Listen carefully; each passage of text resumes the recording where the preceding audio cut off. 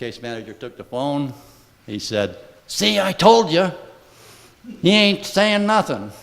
He said, "Get," and he waving me out the door. Get out of my office. See you later." So that's how that went. But I haven't signed anything or given them any information. And they really, you know, they didn't come after me or abuse me for doing anything in that respect.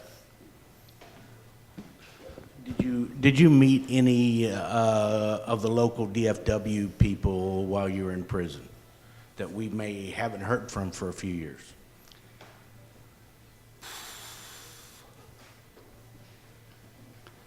The only person that I met over in Texarkana that some of you might have known is Larry Kennemore. And Larry's doing good. I mean, you know, he's definitely in his realm over there in the law library. 2 years ago, the law library converted to computer system, and I think they put in something like 26 stations inside the law library, so nobody's using the books anymore, or very little. They're all using the computer system. But, you know, I didn't have a whole lot to do with Larry before he went to prison. But he is a kind of an interesting character, and, you know, he's very demanding, and he is the local law guru, at least for now, over in Texarkana. A lot of people go to him and ask him about different questions. And, you know, everybody needs a little scam to make a little money, and Larry makes a few bucks to helping other people out. And in his part, I wouldn't call it a scam or anything, because he does put his heart into trying to literally help people over there. And I could stand here and tell you all kinds of stories about people that are in prison that don't belong there. They just don't belong there. You know, just one. Let me give you one. A guy down in Houston, older guy, about my age, maybe a little older. He had some warehouses, and he had 4 warehouses, and that's all he did was warehouse. A friend of his asked him if he could store a couple pallets of materials in his warehouse. He said, "Sure, you know, no problem." He said, "I won't even charge you for it." So the guy brought in a couple pallets. Next thing you know, the feds are banging on the door. They broke the door down, broke into the place. They found some drugs on the pallets. And since this poor guy owned the warehouses, they gave him 22 years on a drug charge. This is typical of what's actually going on down there. There was another case where a guy was there in prison. He said his son wanted to borrow 10 grand from him. He says, "I would loan my son money from time to time." He said, $15,000, $5,000, $10,000. He's always paid me back. This is no big deal.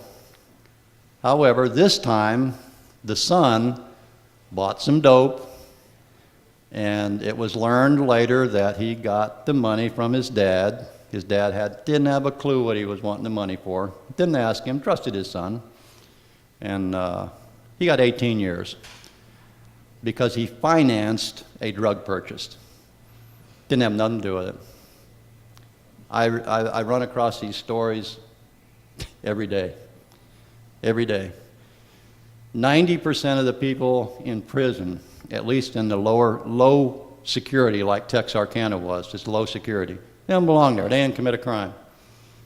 They did not commit a crime. Literally did not even come close to committing a crime. I just find it amazing.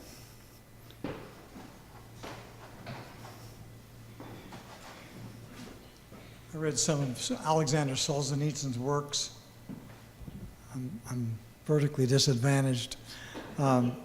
His Gulag work and all of the thing, and he said when he got through with his stay in the Soviet system's prison, he was unable to raise a level of respect for anyone in the system. He didn't care whether it was a bailiff of the court or a guard or a parole officer. He said, you can't be a part of the system and have any self-respect.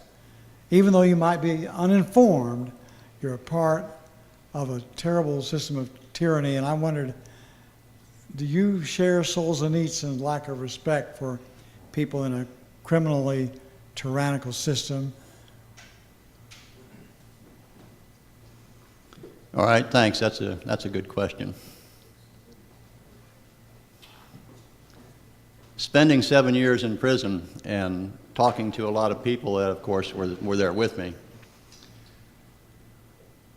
you look at the class of people that are there, and you look at the class of people that are controlling those people, which are the guards. And you learn very quickly that the guards, how can I say this?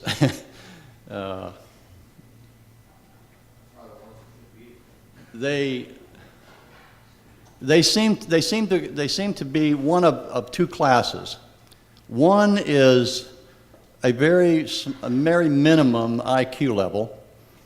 The second one is that they're sadistic, and they very much love to control people, and they like to hurt people. You know, and I feel bad saying that, but they do. You know, I've watched these guys come in and mill around and talk to each other before they actually come into the facility. And when they cross that line and they meet their first inmates, their whole character changes. And they literally become sadistic. They become very bossy. They want to control everything. And there's no need for that. Now, talking to the inmates there, remember this is a low security facility, and some of these men have come from ADX facilities, which is supermax, and medium security facilities. As time goes by, some of these people that are charged with certain crimes, they go into a higher security, and then as time goes by, they can progress to a lower security.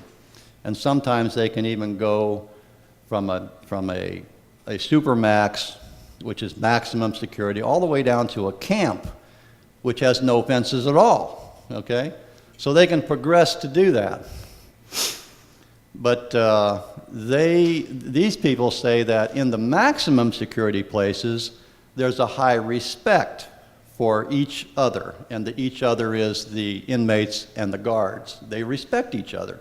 But as you get lower in the security, you get a different attitude of these people that are guards, and they're really in a world by themselves. It's hard for me to describe it, but you don't want to be around them, you know. And especially the women guards. No offense to women in general, but wow, you know, and they have women guards over there too. Some of these women guards, they'll administer showers. And in this, now I'm talking in the segregation unit. This is not true out in the general population where you're living in a housing unit. Actually, living in the housing unit it's not that bad. I mean, really, it isn't. But when you're in the seg unit, you're in your cell, and when you go to take a shower, you stick your hands out, actually behind you, and they reach their hands in the beanhole and they handcuff you. And of course, then they lead you down the hall, and then you go into where the showers are. And a lot of times the women will hang right there by the door, and they'll want to watch and look at you, and you know, and this is stupid. I mean, these are grown women, you know, and they're in there to guards. But I also must say at the same time, there are men that do that too, and they'll stand there and watch you, and what are they getting out of this? You know, what's the matter with these people? you know, not all of them, I mean, you know, but this is what you got going on over there. And, you know, it's crazy. But they do it.